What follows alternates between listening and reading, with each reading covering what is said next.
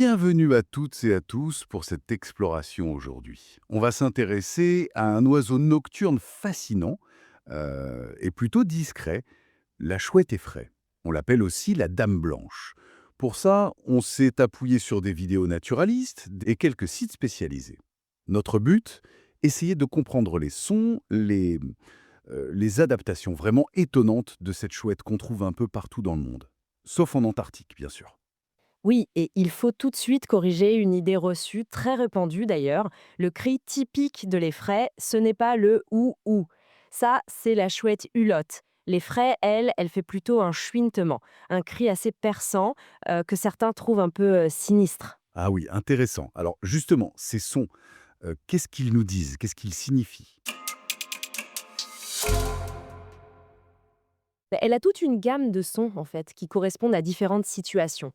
Ce chuitement très aigu, très strident, c'est souvent un signal d'alarme face à un danger, ou alors c'est la femelle qui demande de la nourriture au mâle. C'est un cri pour les choses sérieuses, on va dire. D'accord. Mais il n'y a pas que ça, hein, si. Les sources mentionnent aussi des sons plus fins, plus doux. Exactement. Il y a des moments plus calmes, pour la parade nuptiale par exemple, ou simplement pour renforcer le lien du couple. On peut entendre des sortes de gazouillis, des sons très discrets. Et le mâle, lui, il a un cri bien à lui, très aigu et qu'il répète, parfois pendant des semaines. C'est pour attirer une femelle vers un bon endroit pour nicher. Et quand elle se sent vraiment menacée, directement. Alors là, elle peut pousser son cri strident, bien sûr, mais elle peut aussi faire autre chose. Claquer du bec, très fort. C'est un son sec, un claquement. Et souvent, elle gonfle ses plumes en même temps, elle se fait plus grosse, elle balance la tête. C'est une vraie posture d'intimidation. Et les petits, ils communiquent aussi? Ah oui, les jeunes chouettes ont leur cri de quémande. Et ce qui est intéressant, c'est que ces cris changent avec l'âge. On devine presque s'ils viennent de naître ou s'ils sont plus grands. D'ailleurs, petit détail assez fascinant noté dans les sources, quand deux adultes se battent, eh bien souvent ils sont silencieux pendant le combat. Mais juste après, ils crient très fort, probablement pour marquer leur territoire, pour dissuader l'autre de revenir. Ce silence pendant l'action, ça fait penser à une autre de ses caractéristiques incroyables. Son vol, totalement silencieux. C'est vital pour la chasse, j'imagine. Ah oui, c'est absolument crucial. C'est une adaptation remarquable. Le bord d'attaque de ses ailes, le bord avant des grandes plumes, il a une structure très spéciale. C'est comme un peigne très fin ou un duvet. Et ça casse les turbulences de l'air, ça étouffe le bruit. Résultat, elle vole sans un murmure. Elle fend l'air en silence.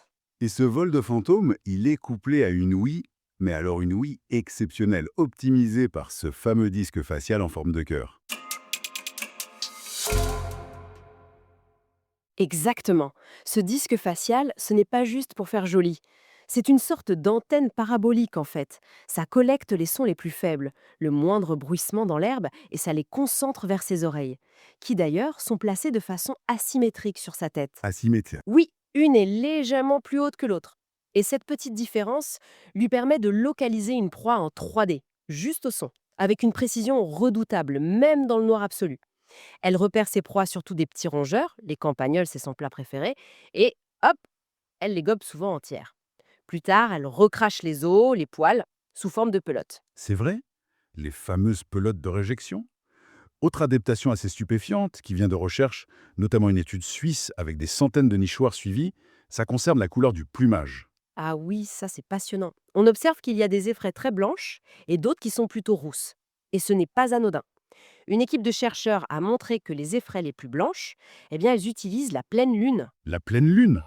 Comment ça? Leur plumage très clair réfléchit la lumière de la lune. Et cette lumière peut éblouir un rongeur pendant une fraction de seconde, le figer sur place. Comme les phares d'une voiture en quelque sorte. C'est incroyable!